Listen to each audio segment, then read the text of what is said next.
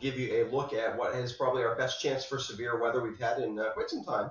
And so wanted to give you through the details and take a look at what is the potential for what is going to happen today, as we definitely have a chance for some very gusty winds that can knock down some trees and power lines, a lot of cloudy ground lightning, and even a very small chance of a very quick spin-up tornado or two, although I don't think that's probably that likely. Very unusual in Vermont, but the setup's not too is certainly there where this could be one of those times where that did happen.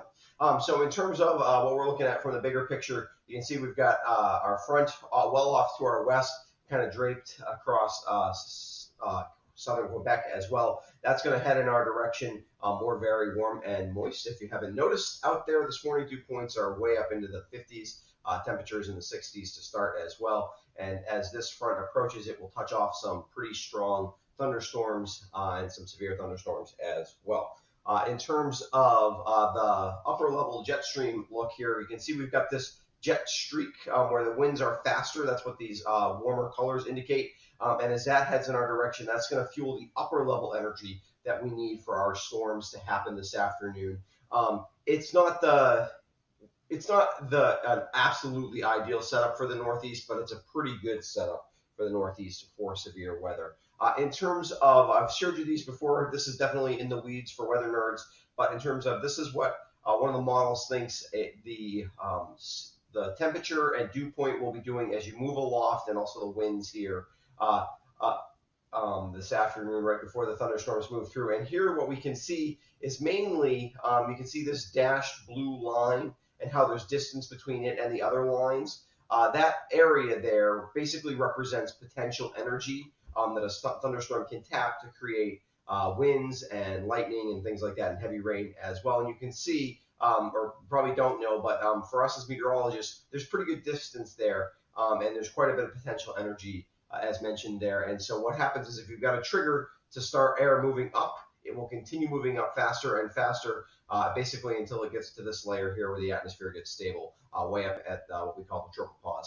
And that will create some pretty tall thunderstorm clouds, and that gives the potential for the stronger winds and lots of lightning, frequent lightning, and very heavy rain, briefly very heavy rain. In terms of what a one model representation wants to do, this is basically going to run, we'll let it kind of restart here as it gets to the end of the model run. This is we're going to run from today till tomorrow. So here we're starting off today, we've got a little bit, and you can see the front is kind of waiting, and just it's there. We're building heat here, and then this afternoon those storms start to pop and they swing through. They're generally going to swing through a little later than I was thinking yesterday. Maybe I think we're looking at like basically anywhere from 4 to 6:30 tonight before things clear out. So that's what, and you can see that that's what the model there depicts as well.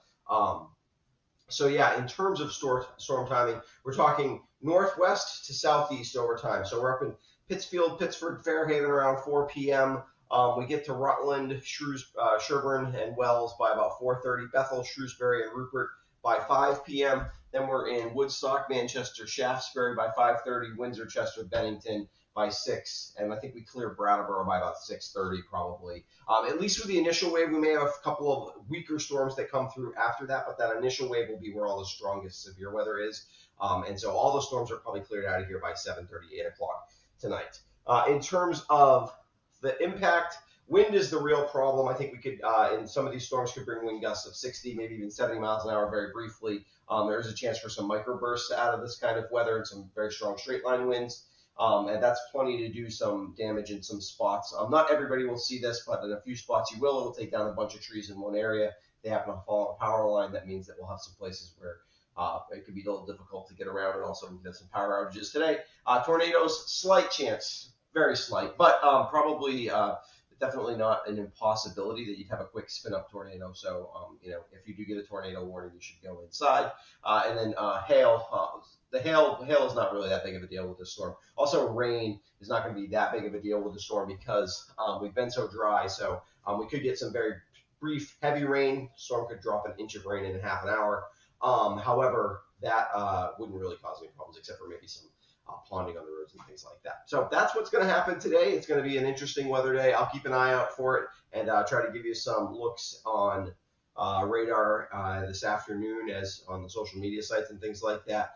If you've got any questions, certainly ask them in the comments below. Otherwise, stay safe out there. If you hear thunder this afternoon, definitely get inside. And if you're at your phone and you get a severe thunderstorm warning or even a tornado warning, make sure you heed those. You're going inside and you're just taking shelter until they pass through. All right, stay safe out there. Have a good day.